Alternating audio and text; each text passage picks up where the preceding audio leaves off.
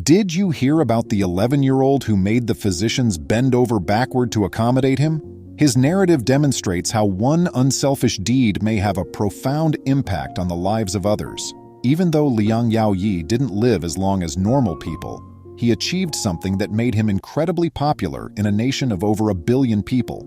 Welcome to USA Stories channel. Do not forget to subscribe and activate the bell button to receive all new updates. Now let's go to the story. This narrative takes place in the Guangdong province of Shenzhen, South China. It is the story of a tiny kid who, in 2014, succeeded in getting 3 physicians to bend down for him after he passed away. For deities, emperors, or those who had done something very noble, there was a threefold bow. What, therefore, was the reason for the physician's response? The youngster in the narrative, Liang, was a typical little boy in his little Chinese city of Shenzhen. He had no medical issues at birth and was robust and healthy. Like most boys his age, he attended to school, played games with his friends, and engaged in other activities. He shared his friend's desire of becoming an inventor when he grew older. When tragedy hit, everything was altered. When he was 9 years old, he informed his mother that he felt a little lightheaded one day. At first, his mother assumed it was only a small fever, so she gave him over-the-counter medicine in the hopes that he would recover quickly. We assumed Liang's condition was minimal when he arrived home, so I grabbed him some medication from the drugstore. By the next day, or in 2 or 3 days, we all thought he would be well. We had assumed that everything would just get back to normal, but things ended up getting worse. Liang's condition didn't get better. Instead, it grew more terrifying every day. We had to take him to the hospital since it was unlike anything we had ever seen, she remarked. Liang underwent a battery of tests at the hospital, and upon receiving the findings, the physicians discovered that Liang had a brain tumor.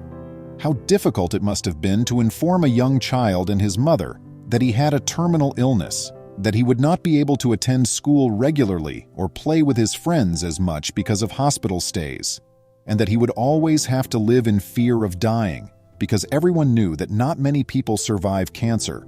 Liang's parents were inconsolable. They knew the seriousness of the news without the doctor having to explain it to them. His parents started crying as soon as the test results were shared. They sobbed uncontrollably and were ill with anxiety. Liang was upbeat, but they didn't want to lose their precious newborn son. He had goals to accomplish, and he couldn't pass away without leaving an impact. He was confident that he could beat the illness if he had enough willpower. When his health permitted, the small kid went to school and took his pills as directed. Liang determined that being a doctor who would help save lives was a better fit for him than pursuing his goals of being an entrepreneur. An incident involving bone marrow transfusion that he heard about in school greatly influenced a decision he made afterward. Liang's health worsened as the days stretched into months and the months into years. Going to school became tougher and harder for him. He became so weak that he required many tubes to keep him alive for a significant period of time.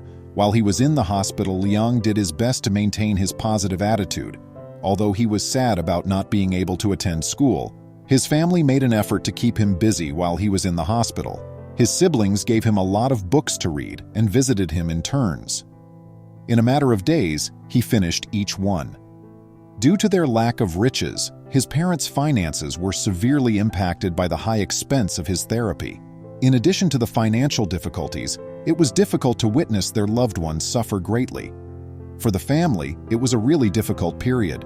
Nor did his medical staff give up trying to keep him alive. They did infinite study to make sure he survived, but it was all in vain.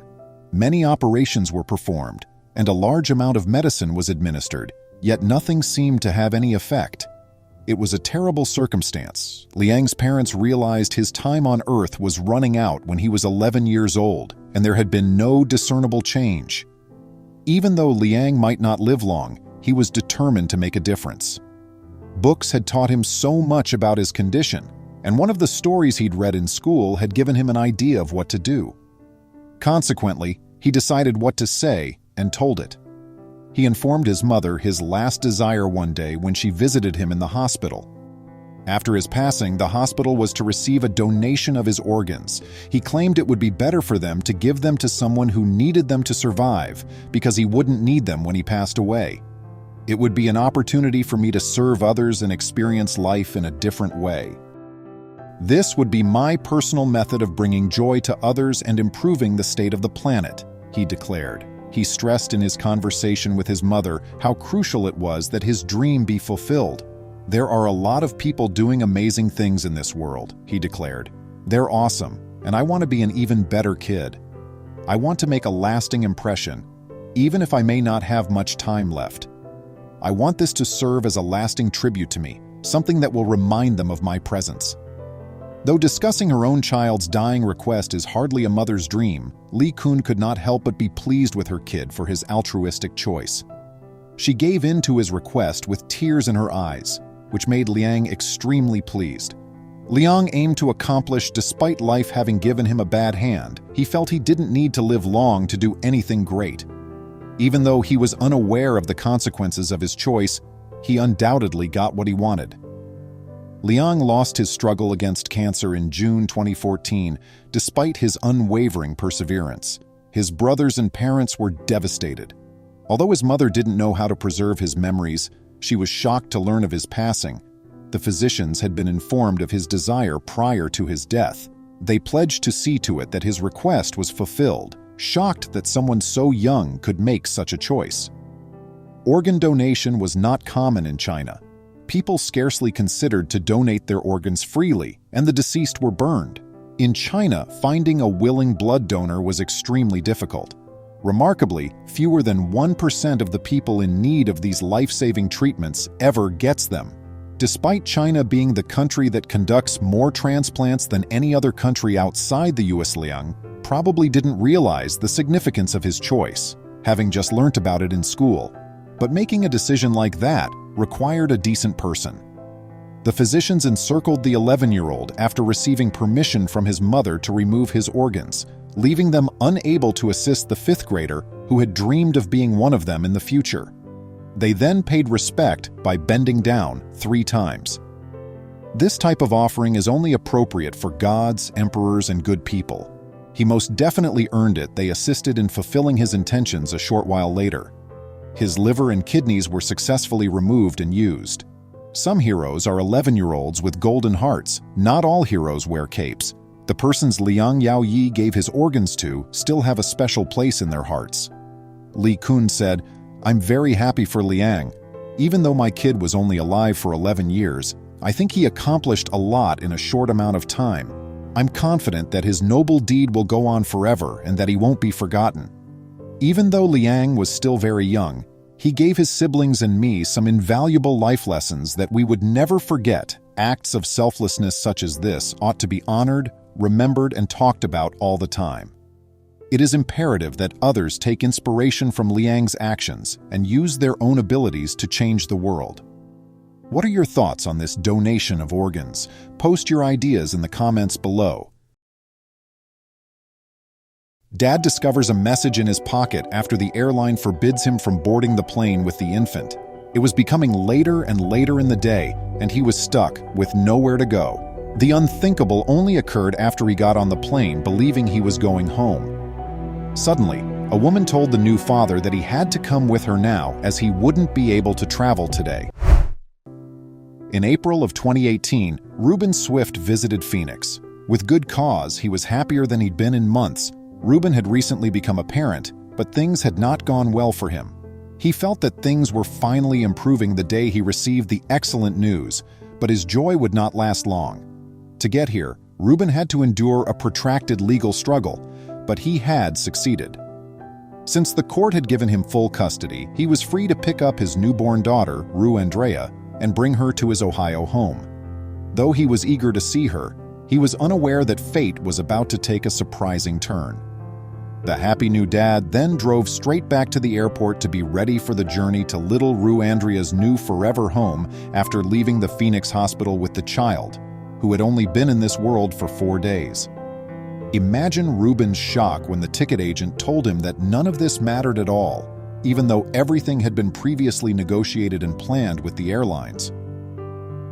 Rue Andrea's medical team at the hospital had prepared all the necessary paperwork to prove that she was well enough to handle the rigors of an interstate flight with all of its attendants, So how is this occurring right now? Perplexed, Ruben could only listen as the Frontier Airlines ticket agent gave him the rundown on why they wouldn't be able to get home. As it happens, the officer revealed that the airline has a regulation prohibiting infants under the age of 7 days from taking any kind of flight, no matter how brief the journey. Devastated and desperately missing his family, Ruben questioned how he would ever get over this challenge. He began to consider his choices. Could Ruben wait the 3 days for Rue Andrea to get old enough to be able to board an airplane flight? Is it possible for him to find another airline with a different policy? How else could he make their way back to Ohio, his home state? He was scratching his bewildered and overloaded brain. But hold on. Here's the next challenge. I was out of money, and the hospital told me that I wouldn't be able to get a birth certificate for 7 days, Ruben recounted. I was concerned that I would be accused of maltreatment and have my infant taken away if airport security caught me dozing off with her. I was unable to move. However, things were going to grow far worse. There was not a single relative or acquaintance of Ruben's that resided in Phoenix. This implied that a new father and his newborn daughter were abandoned in a town they were unfamiliar with no one to help them. Would he face this fate for the next 3 days? Fearing that he would not be able to provide the greatest care for his new little bundle of joy, he began to worry. However, he forced himself to calm down and began to think clearly and optimistically. Then a face materialized. Then, in the midst of all the chaos in his consciousness, he unexpectedly saw a face. He remembered seeing his daughter for the first time at the maternity department at Banner University Medical Center, where he had seen an old woman when he had been in the hospital. She revealed herself to be a volunteer in the hospital, and he witnessed her holding and tending to Rue Andrea. After a few minutes of conversation, he had the feeling that the woman was nurturing and extremely nice. He happened to get her number for whatever reason. He had jotted it down and stuffed it into his pocket, but he had no idea if she would even recognize him or his daughter should he give her a call. He gathered his thoughts and chose to trust his instincts when standing at the airport with a newborn in his arms and no other alternatives available to him. He took the folded piece of paper from his pocket, phoned the number, and said a prayer. It started ringing and said, "Please answer, please." That phone call was the pivot point for everything. At this point, Joy Ringhofer enters the picture, and a lovely and touching tale begins to take shape.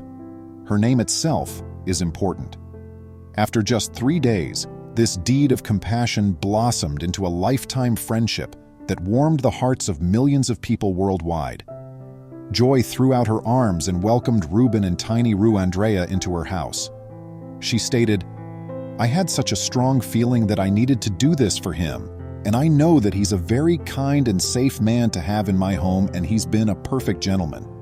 Ruben was traveling to pick up his newborn daughter, so what had begun as an incredibly happy occasion nearly descended into a tragic journey when he found himself trapped in an unfamiliar place. He was immediately filled with joy after all that had occurred to him, and he had been taken in by an elderly lady who was kind to him.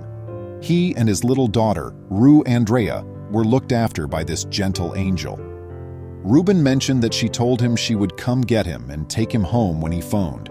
Ruben continued to chuckle, assuming she would transport him to Ohio. However, he was unaware that she would welcome them into her house and provide for their needs. She could have simply declined them and stated there was an issue, Ruben added.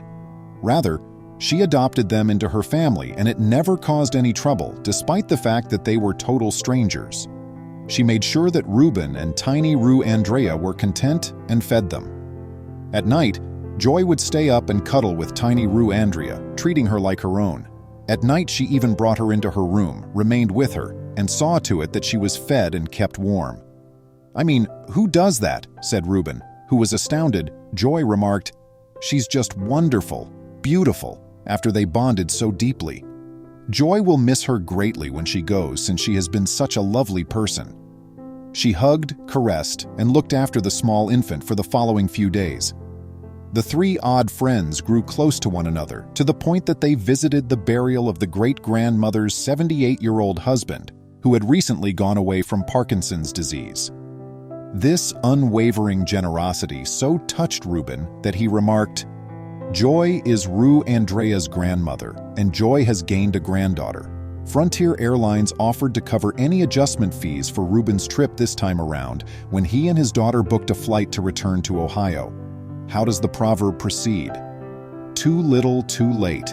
They were ready to leave the young family penniless in an unfamiliar city with no money for food, supplies, or a hotel or cab to make the trip back home when he was unable to board the aircraft with his newborn child. They also stated that his money would only be refunded in 7 days. Thank goodness the universe functions in weird ways.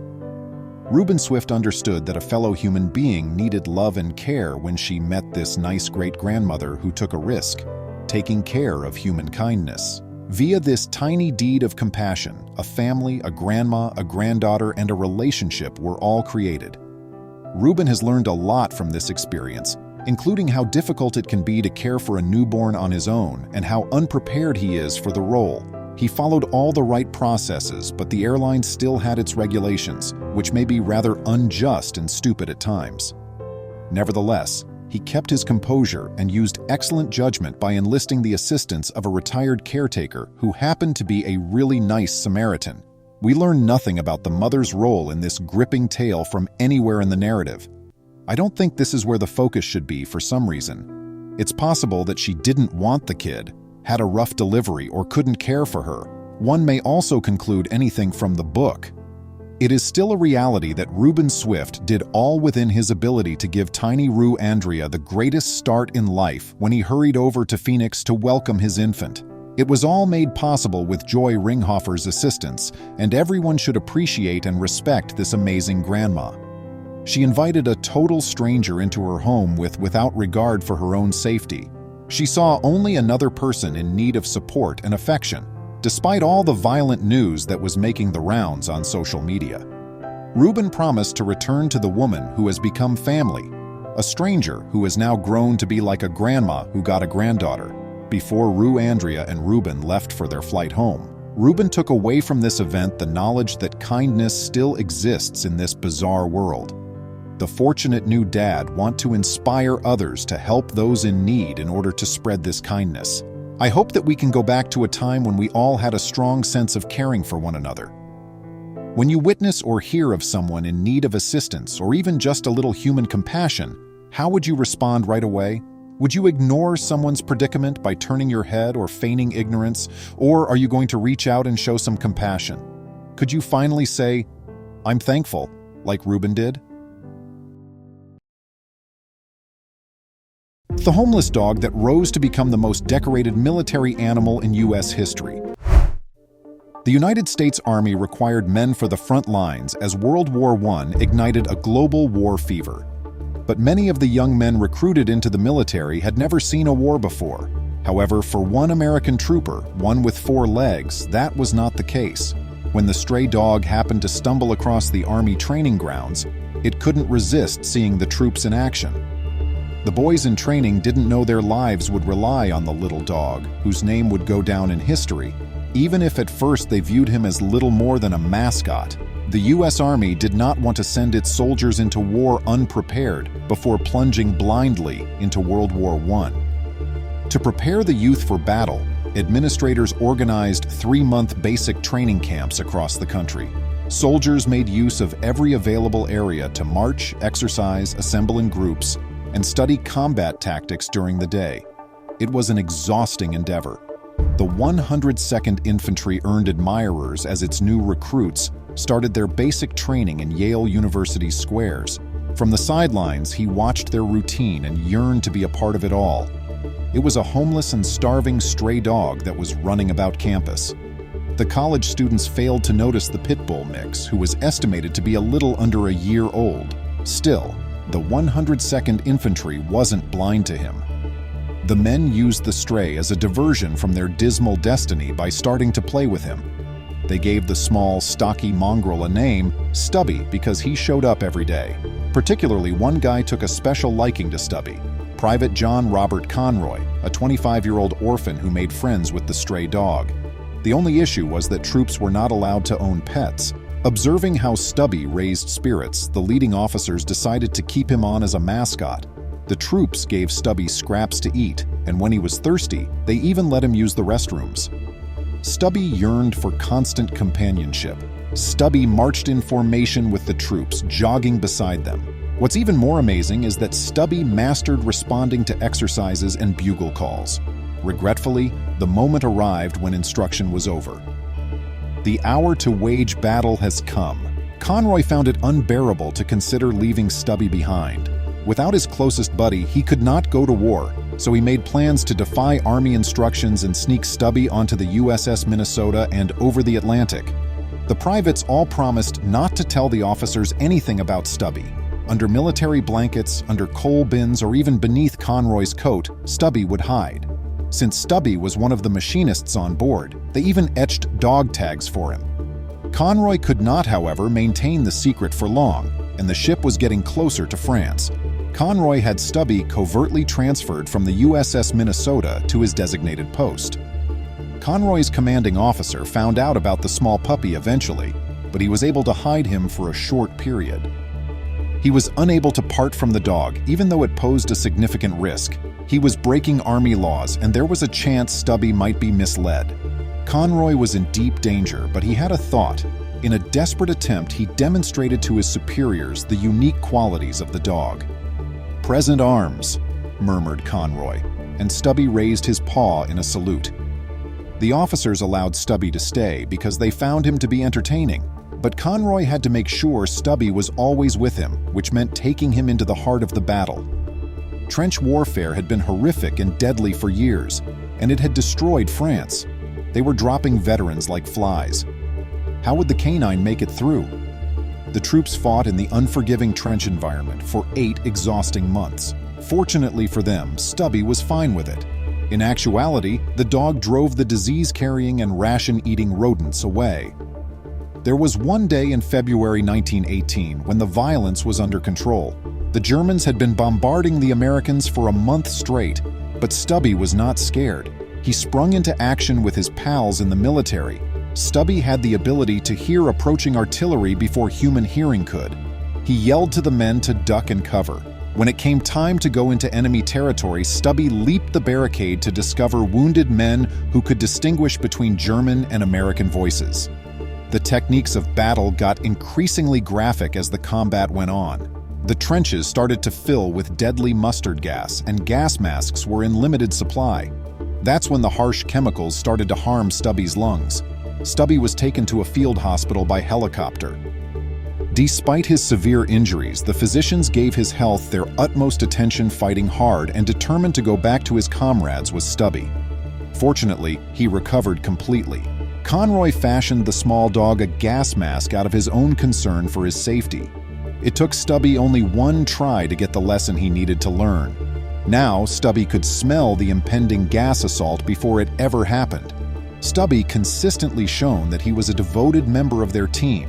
He received medals from the soldiers for his valor, and the women of the French village that had been freed sewed him a leather coat to keep him warm. Because of his bravery, Stubby became the first dog to be recruited into the military, and he did it as a sergeant, no less. One day, a German spy was following the soldiers without being seen. Stubby struck without holding back, biting into the German's uniform. He refused to release him until the spy was apprehended. Sergeant Stubby accumulated more medals than he could count and was the most respected member of his battalion at the conclusion of the war. He had been awarded several accolades, including a Purple Heart, and had lived through a total of 17 wars. Sergeant Stubby was adopted as the mascot and war bond sales spokesperson for the U.S. Army Yankee Division. Additionally, 3 U.S. presidents, Woodrow Wilson, Calvin Coolidge, and Warren G. Harding, praised and honored him. Private Robert Conroy eventually enrolled at Georgetown University to study law, leading a laid-back lifestyle with Sergeant Stubby.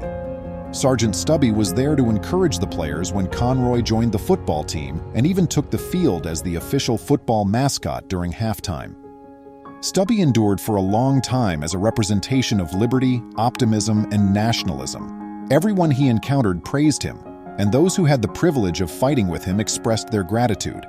The epitome of an authentic American hero was Sergeant Stubby. It's possible that you've heard the saying, life begins at 40, but what if it starts at 65? This is the amazing tale of Takashima Mika, a retired Japanese housewife who felt dissatisfied with her life and made the decision to change it. We'll track her amazing journey and divulge some of her personal details to you.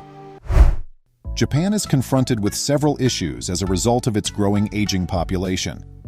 Consequently, anything that encourages people to get out of their rut in life is beneficial.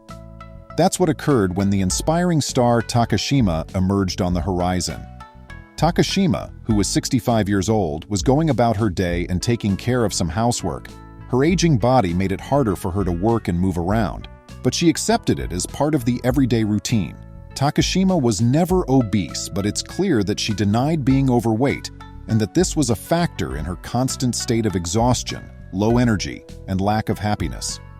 When her husband challenged her about it, it escalated into a fight, but eventually she realized he was right and that she needed to take responsibility for her life. Takashima chose to sign up for a gym in Tokyo. She was unable to keep up with the pace of the exercises and ended up near the rear. She had never worked out or exercised regularly before, so she learned to follow the example set by the others by observing what they did. Over time, she was able to tolerate increasingly demanding workouts as her strength and fitness increased. But it was a difficult road, and she might have easily given up at any point. Takashima was astonished by how much pleasure she was having despite her efforts. She started off wanting to lose weight. She increased her ambitions when that began to occur. She was now interested in seeing how she would seem with wider, stronger shoulders and a smaller waist. At this point in her journey, this remarkable woman would readily admit to you that she developed a slight obsession with working out. In the following 5 years, Takashima would shed 15 kg. Her health and mobility improved significantly as a result. She was becoming stronger and stronger all the time, and her muscles were getting really powerful. Not only was she in great physical health, but people could not help but notice this remarkable change in her. Takashima came to the conclusion that she needed to figure out a methodical approach to include exercise in her everyday schedule. To make sure that her life would improve, she had to have the self-control to always do what was necessary. Setting specific goals was not too difficult, but all of it would be for nothing if she didn't carry out her plan with unwavering discipline. A person frequently gets media attention when they accomplish something that is not typical of their age group. Takashima experienced just this. She not only served as an example to the elderly, but also to younger ladies who were finding it difficult to find time for exercise and a healthy lifestyle.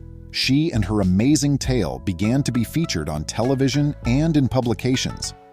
When was the last time you made an effort to do something very difficult and novel in your life? Hearing that Takashima picked up swimming at the age of 70 is enough to encourage anyone. She wanted to take advantage of the advantages that come with swimming, which is a great kind of exercise for the body overall. She was a lady determined to show everyone that getting older is but a number. She was truly transforming herself and living up to her promises. Takashima was the kind of person who was constantly pushing herself to explore what limits she could set for herself and her body. She hired a personal trainer at the age of 79 to assist her advance in her quest for health and fitness. This turned out to be a great choice to help her achieve her objectives in life. Takashima found at this period that she had the ability to inspire others and offer wise counsel. She found she had strong public speaking skills and that she was particularly appealing to novices. This gave her the opportunity to create her own personal training regimen and begin instructing senior citizens at assisted living facilities and gyms. She knew what it was like to get older and weaker, and she also knew how hard it is to start exercising after a lifetime of not working out. She did, however, want to convey how much her life has improved since she began exercising and losing weight in the hopes of motivating others to follow suit for themselves. How, therefore, was Takashima integrating physical activity into her everyday schedule? Every day at 3 in the morning, this incredible woman would wake up and go for walks and runs. She would jog for 3 kilometers in addition to walking 4 kilometers. In addition, she would never skip the 1-kilometer reverse walk, which she claims has several advantages. She refers to this magic as knees over toes. She would work out hard in the evening and then call it a day. Takashima often goes to bed at around 11 p.m. and can only handle 4 hours of sleep every night. Takashima also insists on sitting up straight while she watches television. She adds an extra fitness regimen to walking on tiptoes when she uses the restroom. She has made fitness a part of her everyday schedule and way of life. What advantages did this workout regimen offer? Her body's sores vanished, and her overall health also improved. She has so much more energy, and her health has significantly improved. She went from barely making it through each day to looking forward to waking up in the morning and encouraging others to achieve health and happiness. To be honest, how many individuals do you know that are 91 years old and yet able to perform the splits with their torso touching the ground? Now that she's well and continuing her fitness regimen, Takashima is optimistic that she can easily live long past the age of 100. You will undoubtedly start to question what kind of diet she is on as a result. She has a substantial, well-balanced meal after her morning jog, which often consists of fermented foods high in protein, such beans, yogurt, salmon, eggs, and some veggies. She often just has a banana for lunch, but in the evenings she demands her 2 glasses of red wine and a prepared supper. Sweet bean paste-filled rice cakes are among her favorite treats in order to ensure she gets enough vitamin K2. Takashima also makes sure she has natto, a traditional Japanese dish made of fermented soybeans, every day. This will help avoid heart disease, strengthen her bones and skin, and support healthy brain function. This 91-year-old lady is an inspiration beyond measure. She is very strong for her age and can easily lift a 20-kilogram barbell. She saw certain changes in her life as a result of the epidemic, just like most of us. Takashima may have quit up when she was unable to continue with face-to-face instruction. Rather, she made the decision to create a few videos of her workout. It not only helped her stay in shape, but also encouraged other housebound individuals to keep up their exercise regimens. Takashima isn't prepared to age. She just began spending a few hours a day in the comfort of her own home studying English. She hopes to travel abroad whenever the epidemic permits travel once more, so she can share her incredible transformational story with people outside of Japan. She has evolved from an older, docile housewife who was simply concerned with getting by and doing chores to being more than just an inspiration and a role model for thousands of elderly Japanese people. Furthermore, she has motivated younger people to take control of their lives and make changes to improve their health and happiness, and begin living life to the fullest. She gets great joy from inspiring people to pursue their goals in life. Regretfully, she still needs to perform certain home duties every day, just like many other women, despite her prosperity. She is still subject to the tedious aspect of life despite her fame. The Takashima has nearly come to represent Japan's rebirth. Thousands of senior citizens in Japan have been motivated to start exercising and visit the gym by her example. It is nearly hard not to be inspired by Takashima's resilience and her sheer will to survive, even at that young age. If you've been persuaded to begin an exercise regimen and take care of your own health, please let us know. Did she encourage you to believe that becoming older is only a number? I appreciate you watching, and see you later. Please remember to subscribe to our channel, give us a thumbs up, and turn on the notification bell so you won't miss any of our videos. If you enjoyed the tale, the next video that plays on your screen will probably move you too.